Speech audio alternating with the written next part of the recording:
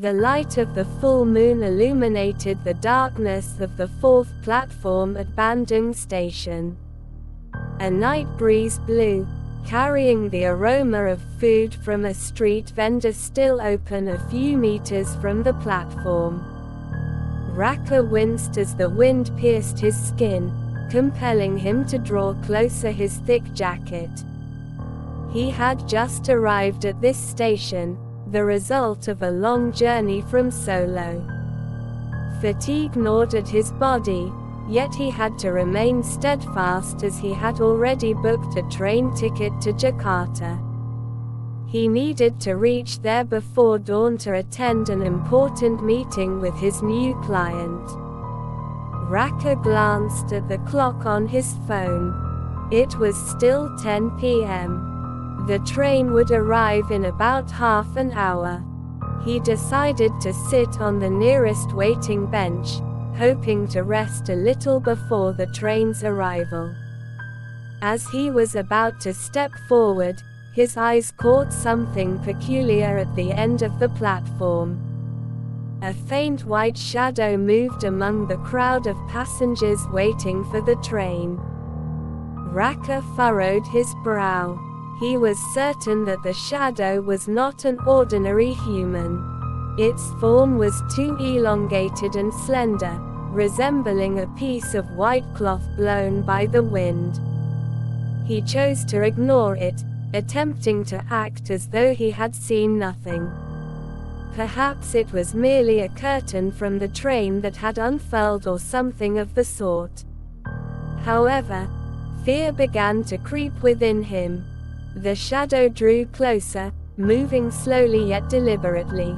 It appeared like a white cloth floating aimlessly, dancing among the oblivious crowd of passengers.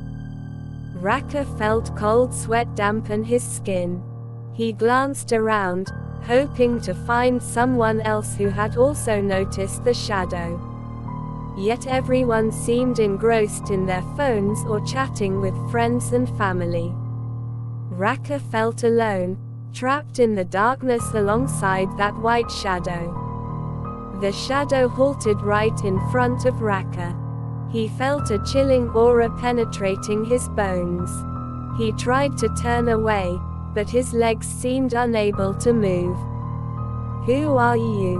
Raka murmured, his voice trembling. There was no response. The shadow merely hovered in front of him, extending its tip-like fingers attempting to touch his face. Fear constricted around him. He tried to scream, but his voice was caught in his throat. The shadow drew nearer, enveloping Raka in darkness and coldness. He shut his eyes, hoping that the shadow would vanish quickly. Yet, it was not pain he felt, but rather a powerful force pushing him backward. He opened his eyes to see that the white shadow had disappeared, leaving no trace on the now silent fourth platform.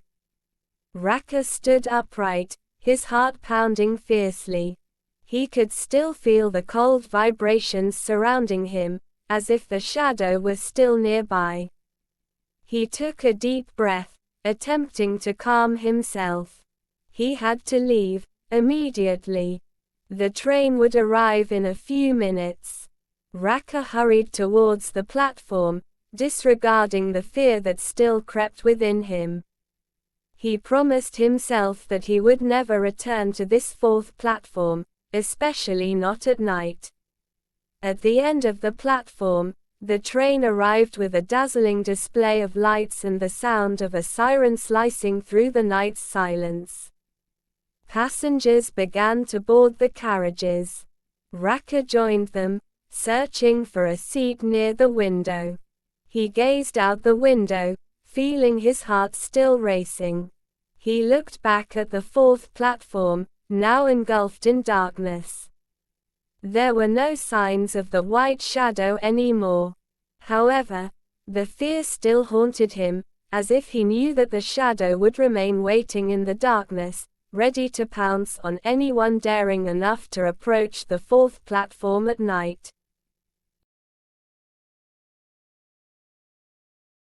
On the outskirts of Jakarta, there stood an old warehouse that had long since fallen into disuse. The warehouse was now under the watch of a security guard named Alex. Alex was a middle-aged man who had spent years ensuring safety in various locations. That night, as was customary, Alex prepared to carry out his duty of guarding the warehouse alone. As the night grew later, the atmosphere surrounding the warehouse became increasingly silent. Alex began his rounds to ensure that nothing suspicious was afoot. During his patrol, he sensed that someone was following him.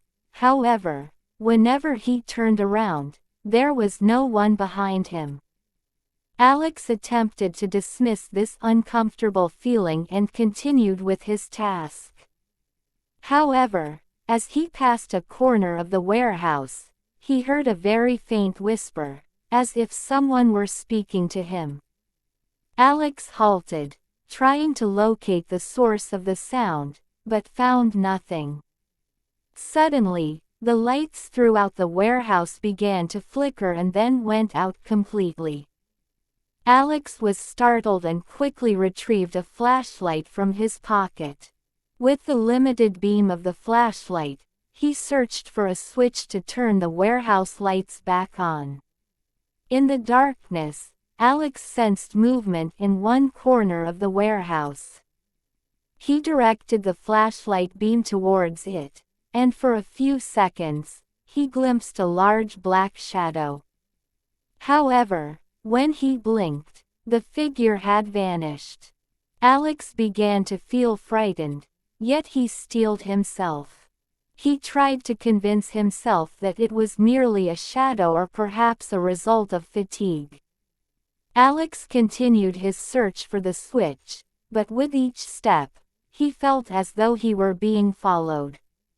After a considerable effort, he finally located the switch and turned the warehouse lights back on. The situation returned to normal, and Alex felt a slight sense of relief. However, when he turned around, he saw a black shadow darting swiftly at the end of the corridor. Gathering his courage, Alex decided to follow the shadow. He felt adrenaline coursing through his veins. Whatever it was, he needed to know what was happening in this warehouse. He walked slowly, following the trail of the shadow, which was now becoming increasingly difficult to see. Alex reached a room that appeared to have been unused for a long time, filled with dust and cobwebs. As Alex entered the room, the door suddenly locked itself. Alex tried to open the door but to no avail. He was trapped inside. In the darkness, Alex began to hear whispers again, this time clearer, as if they were calling his name. Alex spun around, searching for the source of the sound, and suddenly, he spotted an old doll lying in the corner of the room. The doll looked very worn, and its eyes seemed to follow Alex's every movement. He approached the doll, and just as he was about to touch it, the doll suddenly moved on its own. Alex was taken aback and stepped back several paces. The doll then stood up and began to speak in a raspy voice. "Alex, you should not be here." Alex felt a wave of horror wash over him, but he found himself unable to move. The doll continued to speak, revealing that this warehouse had once been the site of a brutal massacre decades ago, and the restless spirits still inhabited the place. Alex attempted to speak, asking what he should do, but the doll abruptly vanished, leaving Alex in an eerie silence. At that moment, the door to the room suddenly swung open by itself.